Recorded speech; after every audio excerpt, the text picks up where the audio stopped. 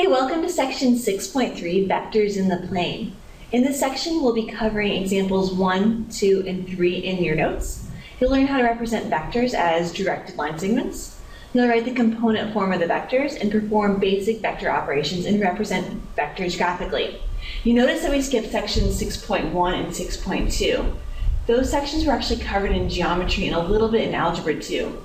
6.1 was law of sines and 6.2 was law of cosines. So we are moving on, but you should know that material. Take a look at it. All right, many quantities in geometry and physics, such as area, time, and temperature, can be represented by a real number. For example, right now it's 36 degrees outside. Other quantities, like in physics, including force and velocity, involve both magnitude and direction. And they can't be completely characterized by a single real number. So to represent such a quantity, use a directed line segment, also known as a vector. The directed line segment, PQ here, starts at P, it's called our initial point, and ends at its terminal point called Q. Its magnitude, or its length, is denoted by the, looks like absolute value bars, stated as the magnitude of vector PQ, and it can be found using the distance formula. Two vectors have the same magnitude and direction are said to be equivalent. So looking at these vectors here, they're all exactly in the same direction and they all have the same length. They are all equivalent. Vectors are denoted in lowercase bold-faced letters such as U, V, and W. All right, so let's try an example together. Let vector U be represented by the directed line segment from P to Q. So this is going to be my initial, and this will be my terminal. Remember, terminal means to end. And let V be represented by the line segment from R, so again, my initial, to S, also my terminal. So grabbing a line, I see we're going from P to Q, and we're going to call this P, and the endpoint is Q. Grabbing another line, we're going from 1, 2 to 4, 4. So labeling this as our S. Now, in order to show that these two vectors are equivalent, namely vector U is equivalent to vector V, we need to show two things. Number one, do they have the same direction? So in order to determine if they have the same direction, let's check the slope of each vector independently. So let's find the slope of PQ. So when we draw vectors or write vectors on our paper, we start at P and draw an arrow through Q. So applying the slope formula, P is 0, 0, Q is 3, 2. When we find slope, it's always our y values being subtracted in the numerator. So in this case, 0 minus 2, and our x values being subtracted in the denominator. So 0 minus 3. So we have negative 2 divided by negative 3, or positive 2/3. Let's check the slope of vector RS. So start at R, end at S. Make sure you've got that single-sided arrowhead on there. So R is 1, 2. S is 4, 4. So subtract your y values, they go in the numerator. Subtract your x values, they go in the denominator. In my numerator, I've got negative 2. In my denominator, I've got negative 3, which again reduces down to a positive 2/3. So yes, they do have the same direction, they have the same slope. Question number 2 that we need to answer is, do they have the same length? Now this is just an application of the distance formula. So same length. So let's check the length of PQ. So again, we show length by using these double absolute value bars. Now looking at PQ here, I don't want to memorize another formula, so I'm just going to use the Pythagorean theorem here.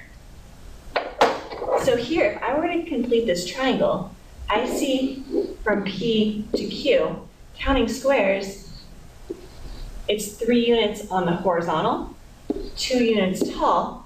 So this length take a leg, square it, take the other leg, square it, simplify. 9 plus 4 is square root of 13. Just leave it right there. Let's also check the length of QS. So looking at this triangle, I see I can count over 1, 2, 3.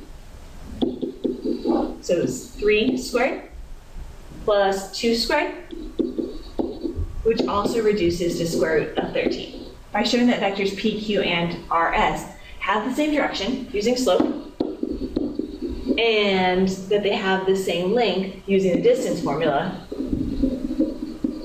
these two vectors are said to be equivalent. All right, go ahead and try exercise 11 in your notes now. So you've got vector U and vector V. Make sure first that you check the slope of both vectors. So apply the slope formula twice, and then check that they have the same length. So apply the distance formula twice. Check your answer in the back of the book. Come back when you're done.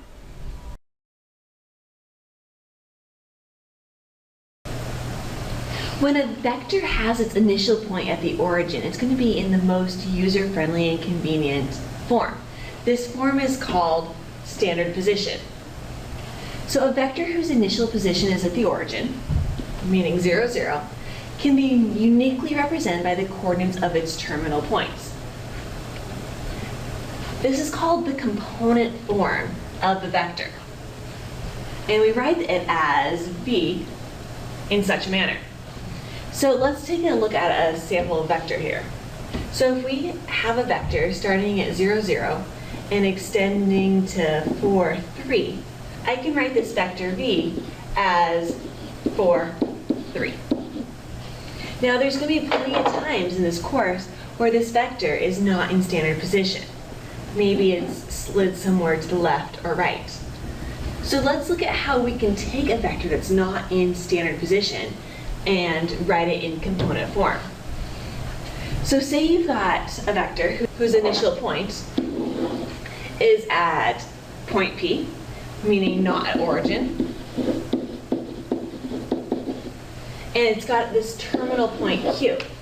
So this vector PQ is found by taking your terminal x,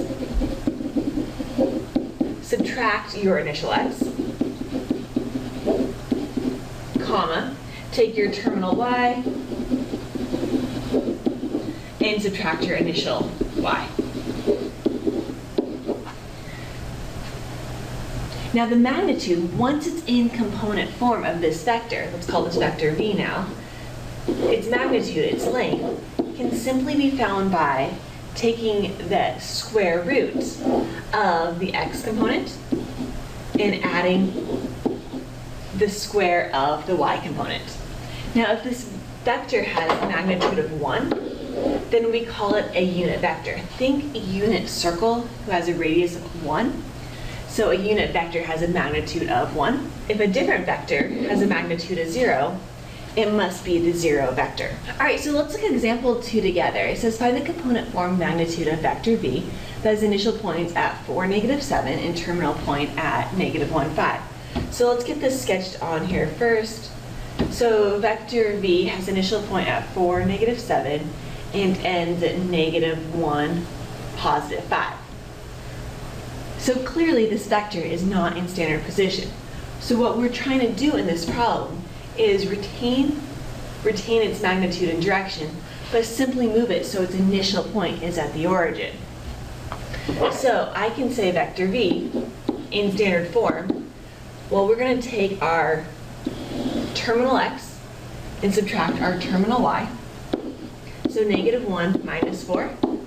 Subtract your terminal y from your initial y. So 5 minus -7. So vector V in component form, it is -5, 12. Now in order to find the magnitude of vector V, we simply take the square root of -5 squared and 12 squared. Quick reminder, order of operations says we need to square both of these, then add them together, and then finally take the square root. So underneath the radical, we've got 25 plus 144.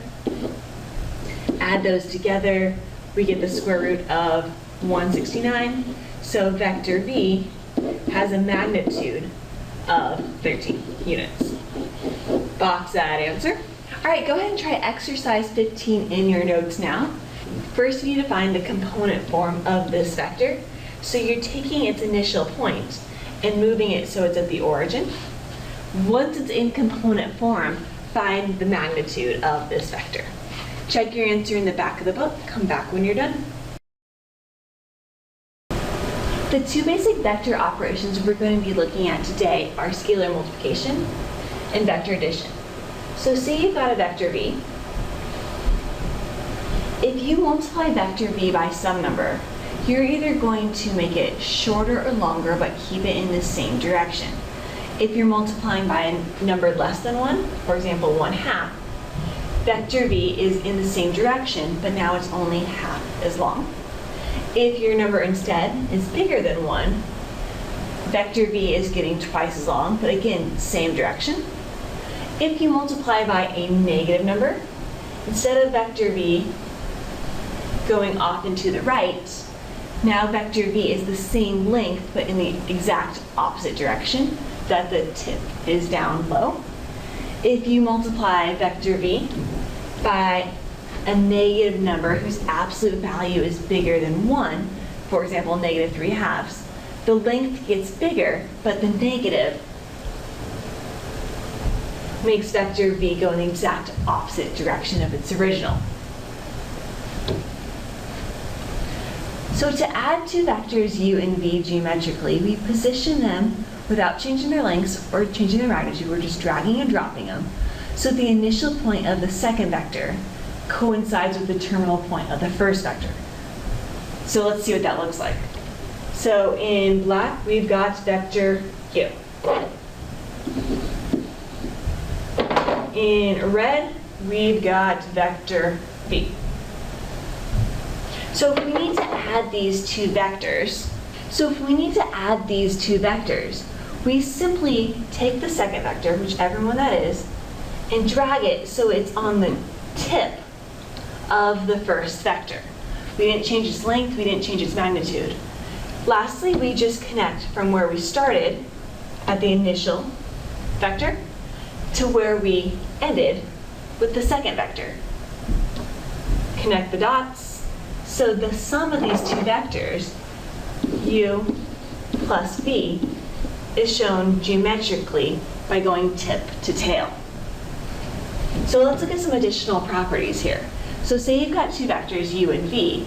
It turns out it doesn't matter which order you add them together.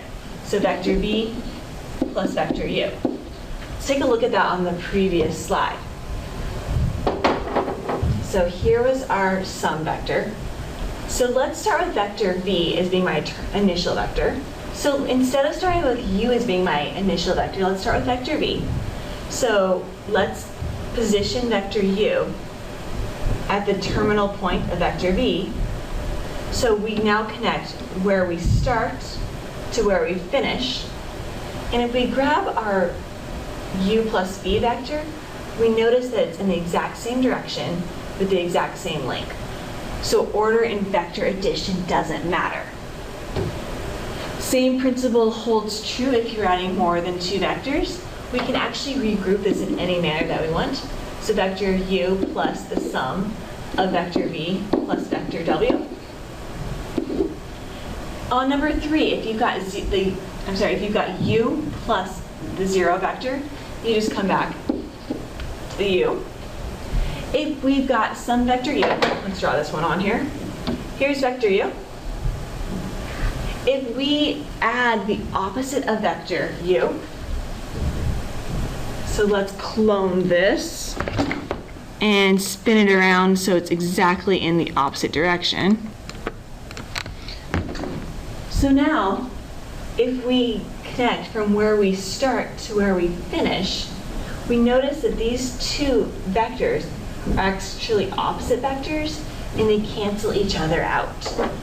So we get the 0 vector On 5, if we've got two scalars being multiplied together, so for example, 2 times 3 times the vector u, it's exactly the same thing as cd times vector u, or in this example, we would just have 6 times the vector u.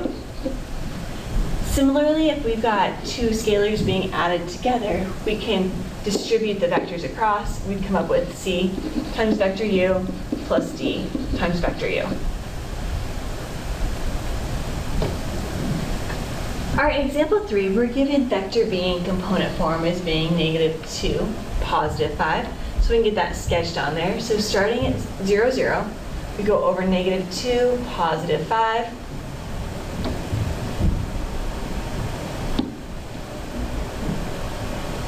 And vector w in red is in component form 3, 4. So starting at the origin, over 3, up 4. And we're asked to find the following vectors. So in A, we're looking for 2v. So I see that 2v is just taking the vector v and multiplying each of the x and y components by 2.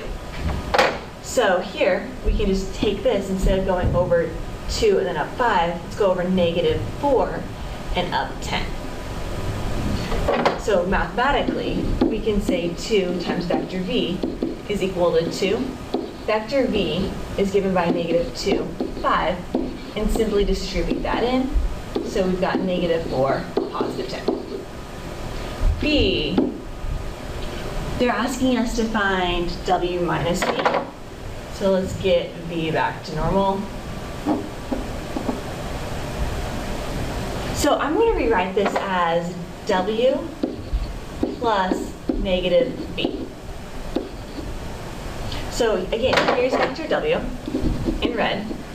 Now when I find the opposite of vector v, it's got to have the exact same magnitude but the opposite direction. So instead of going over -2 up 5, from the origin I'm going over +2 down -5. Now in order to add these two vectors, we need to go tip to tail. So if vector w is my initial vector, and here the black is the opposite angle v, when we add these two vectors, we always start from where we begin to where we end. So we can see that the resultant vector is over 5 down 1. So vector w plus the opposite of vector v is equal to over 5 down 1. Algebraically, we can do this a whole lot easier. So vector w was 3, 4, minus vector v, -2, 5. We simply subtract the x components.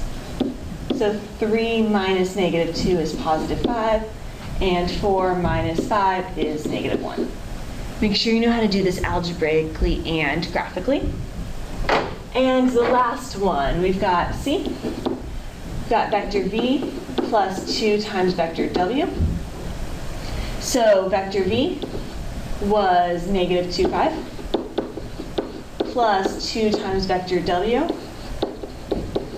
I want to distribute that 2 first.